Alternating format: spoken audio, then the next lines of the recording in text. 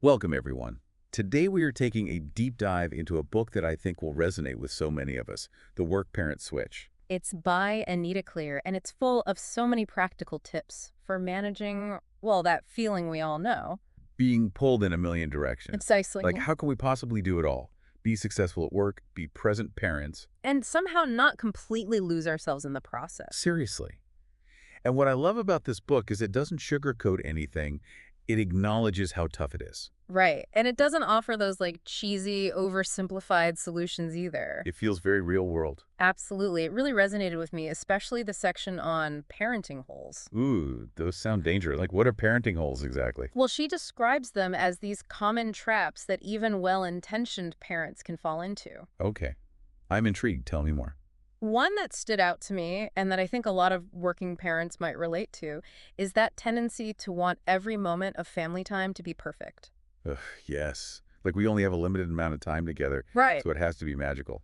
And of course, that sets us up for disappointment because... Kids are going to be kids. Someone's Yeah. going to spill juice. Someone's going to have a meltdown. Right. And then we end up feeling like we failed somehow. So instead of enjoying those precious moments, we're stressed out trying to orchestrate the perfect family fun. And Claire points out how that pressure to be perfect can actually make us less effective at setting boundaries. How so? I think wanting things to go smoothly would make you more strict. Well, it's that fear of conflict, right? So to avoid a meltdown and ruining the perfect evening, we cave in to demands we normally resist. Exactly. And she connects that to another parenting hole, giving in to avoid conflict. I'm guessing that actually backfires, right? Doesn't it just lead to more meltdowns down the road? That's the thing, and she makes this really interesting connection to Skinner's box experiments. Remember those? Vaguely. Refresh my memory. Basically, they showed that inconsistent rewards actually make behavior more persistent. Like, imagine a rat pressing a lever. And sometimes it gets food, sometimes it doesn't. Yep. So the rat becomes even more determined to keep pressing that lever because it's learned that persistence eventually pays on. Ooh, okay, I see where you're going with this. So if we sometimes give in to those tantrums, our kids learn that they just need to be persistent enough. Even if it takes multiple meltdowns, they'll eventually get what they want. Ugh. So it's not about spoiling them. It's like we're actually wiring their brains for more drama. And this is where the book gets really insightful. It helps us understand the why behind children's behavior. So we can move past that blame and frustration and actually start responding in a way that helps them learn. Exactly. It's not about being permissive. It's about understanding that their brains are still developing, and we have a role in shaping those neural pathways. Okay, so we've got picture-perfect family time and giving in to avoid conflict. What other parenting holes should we be watching out for? Well, another big one is inconsistency. With boundaries. Not just boundaries, but with, well, everything, really. Like one day it's no screens after dinner, but then the next day we're exhausted, so we let them watch a movie. Oh, I've totally been there. The lure of a quiet evening is strong. And it's understandable, but Cleare's point is that this inconsistency sends mixed messages and makes it harder for kids to internalize rules. So are we setting ourselves up for a power struggle by not having that clear, consistent structure? It certainly creates a breeding ground for it. Kids thrive on predictability and knowing what to expect. Okay, so consistency is key. Got it. What was the last parenting pitfall? This one might be the most insidious, focusing on negative behavior rather than amplifying the positive. I think we're all guilty of that sometimes. It's like our brains are wired to zero in on what's wrong. It's that negativity bias. But Clear encourages us to make a conscious effort to shift our focus. So instead of constantly correcting them, we should be catching them doing something good and praising that. Right. Notice those little wins, a toy shared, a moment of calm, a helpful gesture. Those are the moments that deserve our attention. It's like we need to retrain our brains to see the good stuff. Precisely. And this is where she introduces a really powerful concept: parental attention as a superpower. Ooh, I like that. Tell me more. It's about recognizing that children are hardwired to seek attention. Makes sense. So instead of giving them attention when they're acting out, we can strategically direct our attention towards the behaviors we want to see more of. So if my kid, let's say, ends screen time without a meltdown, even if they're grumbling about it, that's when I should lay on the praise. Exactly. You're acknowledging their effort and reinforcing that positive behavior. Okay, this is blowing my mind a little. I never thought of it that way. It's about shifting from being the behavior police to being positive reinforcement agents. I love that. Okay, so we've covered some major parenting holes, but let's talk about the elephant in the room. Work. Mm. How do we balance all this with the demands of our jobs? That's where it gets even trickier, right? And Clear doesn't shy away from that tension. She talks about how our modern work culture, with its emphasis on efficiency and productivity, can clash with the needs of our children. It's like we're constantly in go mode, and then we come home expecting our kids to operate on that same frantic timeline. And of course, they don't. They need time to process, to explore, to just be. It's like their rhythm is fundamentally different from ours. And that's where conflict arises. So how do we bridge that gap? Do we just need to become more zen, less focused on getting things done? Well, it's not about becoming a different person entirely, but Clear does emphasize the importance of transition routines. Like, what do you do when you walk in the door after work? Exactly. It's about creating a buffer zone between work mode and parent mode. So instead of rushing in, still checking emails on my phone, I should be What? meditating, doing a yoga pose. Not necessarily, but it could be as simple as taking a few minutes to just breathe deeply, maybe listen to some calming music on your commute home. So it's about intentionally shifting gears, not just physically being present, but mentally and emotionally present too. Precisely. And one of the most powerful things you can do is to truly focus on your children the moment you walk through that door. Okay, easier said than done when there's dinner to cook and laundry piling up. Oh, I know.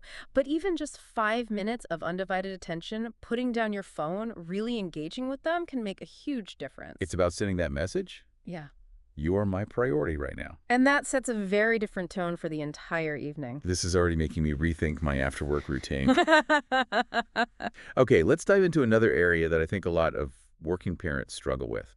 Attachment theory. Ah, yes, that feeling of guilt that we're somehow damaging our kids by not being with them 24/7. Exactly. Like, are we screwing them up for life by having jobs? Well, Clear tackles that head on, debunking the myth that a child needs a single, always present caregiver to thrive. Okay, that's a release to hear. Hmm. Does she suggest that having multiple caregivers is actually beneficial? Yes.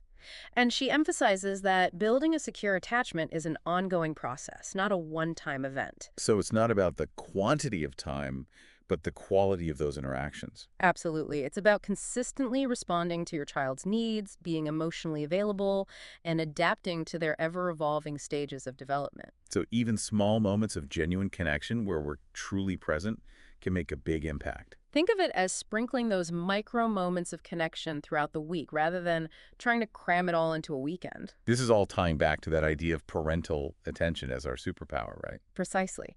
By understanding attachment theory, we can use that superpower to build strong, secure bonds with our children, even amidst the chaos of our busy lives.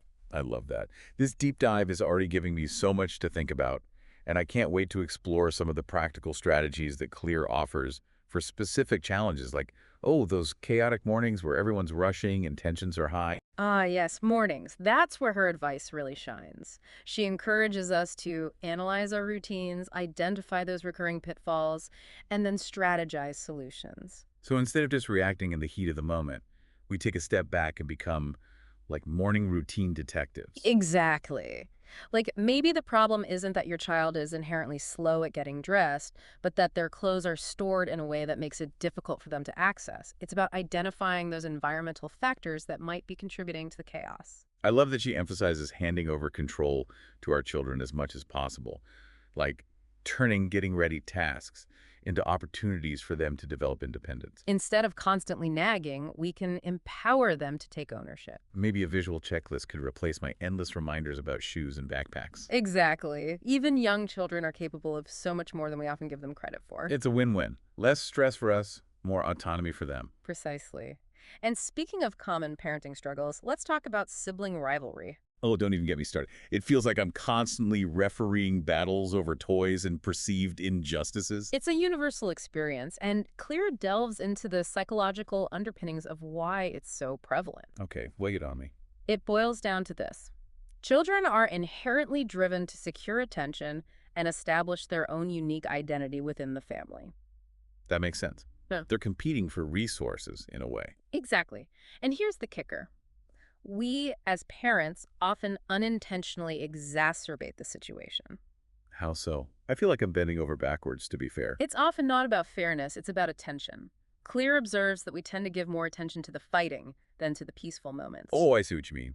It's like our attention gets hijacked by the loudest voice in the room. Exactly. And by doing so, we inadvertently reinforce the idea that conflict equals parental engagement So we're actually rewarding the very behavior we're trying to extinguish. without even realizing it. So how do we break that cycle? Well, Clear offers a range of strategies, but one of the most powerful is simply to become more aware of where our attention is going. So instead of rushing in to mediate every squabble, we should be actively noticing and praising those moments when they're getting along. Precisely. Catch them being good. It's about shifting our focus from conflict management to cooperation cultivation. I love that. This reframes sibling rivalry in such a helpful way. It's not about eradicating conflict altogether, but about teaching our kids how to navigate those disagreements constructively while also fostering a culture of kindness and collaboration. Exactly. And remember, every interaction is an opportunity for learning. This deep dive is already revolutionizing my approach to parenting. I can't wait to hear Clear's wisdom on another hot button issue, homework. Ah, yes, homework. That dreaded word that can turn peaceful evenings into battlegrounds. Seriously. Tell me she has some magical solution for making it all go smoothly. Well, she doesn't offer any quick fixes, but she does provide a framework for approaching homework in a way that reduces stress and promotes learning. Okay, I'm all ears. How do we transform homework time from a source of conflict to, dare I say it, a positive experience? Clear encourages us to shift our focus from outcomes to the process of learning itself. Instead of fixating on grades, we can celebrate our children's effort, their problem-solving skills, their unique learning styles. So we're emphasizing the journey, not just the destination. Precisely. And that's how we foster a growth mindset in our children. They learn to embrace challenges, to view mistakes as opportunities for growth, and to find joy in the process of learning. This is music to my ears. But what about practical strategies for actually creating a conducive homework environment? I'm picturing a Zen-like study sanctuary, complete with aromatherapy and noise-canceling headphones. A peaceful study space can certainly help. But Clear's advice is more grounded than that. She recommends establishing a consistent homework routine, carving out a dedicated space that's free from distractions, and involving our children in setting realistic goals and timelines. I love that. It's about empowering them to take ownership of their learning experience, not just dictating what they need to do. And she wisely reminds us that we don't have to be experts in every subject. Thank goodness for that. Sometimes my brain feels completely fried after a day of work. Sometimes the most valuable support we can offer is simply being present, listening attentively, and offering encouragement. We're their cheerleaders, not their tutors. This takes so much pressure off. And speaking of navigating the digital landscape, I'm eager to hear Clear's take on the ever-present challenge of managing technology. Ah, yes, the screen time dilemma. It's a minefield of parental anxieties. Are we raising a generation of screen-addicted zombies? Clear acknowledges those concerns, but she also recognizes that technology is an integral part of our world. So it's not about banning it altogether, but about finding a healthy balance. Exactly. She emphasizes the importance of setting clear boundaries and creating tech-free zones within our homes, like designating the dinner table as a sacred space for conversation or having a no screens in the bedroom policy to promote restful sleep. She also suggests keeping a family time tech diary to track how much screen time is actually happening. It's like a reality check for the whole family. It's a great way to raise awareness of our own habits and model responsible technology use for our children. After all, they learn by watching us. This is making me rethink my own phone addiction. What other tactics does she recommend? Clear encourages us to be more intentional in how we utilize technology. Instead of just passively consuming content, we can guide our children toward more creative and interactive uses, like coding, digital art, composing music, creating videos. Well, it's about empowering them to become creators, not just consumers. Precisely. It's about helping them develop a healthy and balanced relationship with technology, recognizing both its possibilities and limitations. This deep dive into the work-parent switch is already transforming my understanding of parenting. It's been a pleasure unpacking these insights with you. Clear's message is so reassuring. We don't have to be perfect. We just need to be present, loving, and willing to keep learning and growing alongside our children. And that's a journey we're all on together.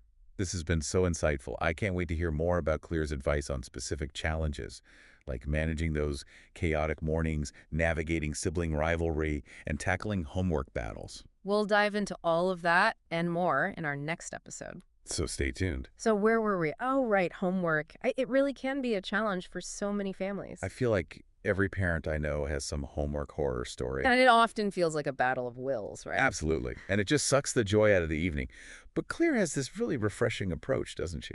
She does, and I think a lot of it comes from shifting our perspective away from the end result, the grade, Right. Not just focusing on getting that A plus. and instead focusing on the process of learning itself, applauding their effort, recognizing their individual learning style, appreciating how they problem solve. Yeah, I can see how that takes the pressure off a bit. It It makes really it more about actually learning. Precisely. And this is where she talks about fostering what she calls a growth mindset. I've heard of that. It's about viewing challenges as opportunities, right? Exactly. Mistakes become stepping stones, obstacles become a chance to get creative. Okay, I love that. But how do we actually create a good environment for homework? I'm picturing a Zen garden, aromatherapy diffusers, soundproof walls. Well, while peaceful space is helpful, Clear's advice is a bit more, shall we say, down to earth. So less spa, more? More routine, consistent homework time, a dedicated space, but one that's realistic, Hmm. free from distractions, but not necessarily a soundproof bunker. Right, right. And she's a big advocate for involving the kids in setting goals. Oh, so they have a say in their schedule. That's Yeah. interesting. It helps them take ownership of their learning, makes it feel less like something that's being imposed on them. Instead of us nagging them, we're more like facilitators. Exactly. And another thing, she reminds us that we don't have to be walking encyclopedias. Oh, thank goodness. Yeah. Because some nights, my brain is just fried. Sometimes the most helpful thing we can do is just be there, listen to them, offer encouragement. We're their cheerleaders, not their tutors. So less pressure on everyone. I like that. Okay, on to another big topic in the book, technology. The screen time struggle is real. Right. Are we creating little screen addicts? I mean, it feels unavoidable these days. Clear doesn't sugarcoat the potential downsides, that's for sure. She talks about sleep disruption, social skills, focus issues. Yeah, all the things that keep us up at night. But she also acknowledges that technology is just part of life now. It's not going away. So how do we find that balance? Boundaries, that's a big one. And tech-free zones. Like no phones at the dinner table. Exactly. Or no devices in the bedroom an hour before sleep. I like that. Makes sense. She also has this idea of a family time tech diary to track how much screen time is actually happening for everyone. Ooh, that would be eye-opening, I bet. For the parents, too. Exactly. And the point is, kids learn from what we do more than what we say, so we have to model responsible tech use. So true. This is making me reevaluate my own habits. Any other tactics? Clear is a big believer in being intentional. So instead of just passive consumption, encourage them to use tech for creative things. Oh, okay. Like what? Give me some examples. Coding, Yeah. making art or music on the computer, filming videos, learning new skills online. Oh, so it's not about fearing technology, but about using it in a way that empowers them. Exactly. Creators, not just consumers. Okay, that is a great point. Now I'm thinking we need to take a break. My brain needs a moment to process all of this. I hear you. There's so much packed into this book, isn't there? It's incredible. Let's take a quick break and come back with even more insights from the work-parent switch. Okay, I think I've caught my breath. That last section on technology really got me thinking. It's such a relevant topic, isn't it? And it's constantly evolving. What feels like a good approach today might be outdated tomorrow. It's a moving target, that's for sure. But one thing that's consistent throughout the work-parent switch is Clear's emphasis on self-care. Oh, absolutely. She really hammers that point home. And I think for good reason. So many parents, especially working moms, feel guilty about taking time for themselves. It's like we're supposed to be these selfless martyrs, sacrificing everything for our children. And she dismantles that myth so effectively. She reminds us that self-care isn't selfish, it's essential for our own well-being. And when we're feeling good, we're able to show up for our kids in a much more positive way. So it's not about indulging in some extravagant spa day. It's about those small, everyday things that help us recharge. Exactly. Taking a few minutes to meditate, reading a chapter in a book, going for a walk, even just 5 minutes of quiet time can make a difference. It's about filling our own cup so we can pour into theirs. And this ties into another important point that Clear makes. Good enough parenting. Ah, yes. The permission slip we all need. We don't have to be perfect. We just have to be present, loving, and willing to learn and grow alongside our children. I think that's so important to remember, especially in today's social media-driven world where everyone seems to be showcasing their picture-perfect family life. It's easy to get caught up in the comparison game, to feel like we're constantly falling short. But Clear reminds us that our children don't need perfect parents, they need authentic parents. Parents who are real, who make mistakes, and who are willing to learn from those mistakes. Exactly. And remember, our kids learn more from what we do than what we say. Yeah, So if we're constantly stressing about being perfect, that's the message they're absorbing. that's a sobering thought. Okay, before we wrap up this deep dive, I think it'd be helpful to recap some of the key takeaways from the work-parent switch. Would you be up for creating a little cheat sheet for our listeners? I'd love to. Let's distill all this wisdom into a 10-point action plan. Perfect. Okay, number one, be aware of those sneaky parenting holes. Wanting family time to be perfect, giving in to avoid conflict, being inconsistent, focusing on the negative instead of the positive. Recognize them so you can avoid them. Number 2, leave work at work. Transition intentionally between your professional life and your role as a parent. That might mean a calming commute ritual or simply taking a few deep breaths before you step into your home. Number three, nurture those attachments. Spend quality time with your children. Be emotionally present. Respond to their needs. Remember, connection is key. Number 4, become an active listener. Sometimes our kids don't need us to fix their problems, they just need us to hear them. Acknowledge their feelings, validate their experiences. Number five, make time for play. It's not a luxury, it's essential for their development, and it's a great stress reliever for us too. Number 6, remember that your attention is your superpower. Use it wisely to encourage the behaviors you want to see more of. Notice those little wins, celebrate those moments of cooperation, acknowledge effort. Number seven, create calm mornings by analyzing those trouble spots and simplifying your routine. And as much as possible, give your kids age-appropriate control over their own getting ready process. Number 8, minimize sibling rivalry by focusing on cooperation, not conflict. Praise those moments of harmony and teach those essential conflict resolution skills. Number nine, homework doesn't have to be a battle.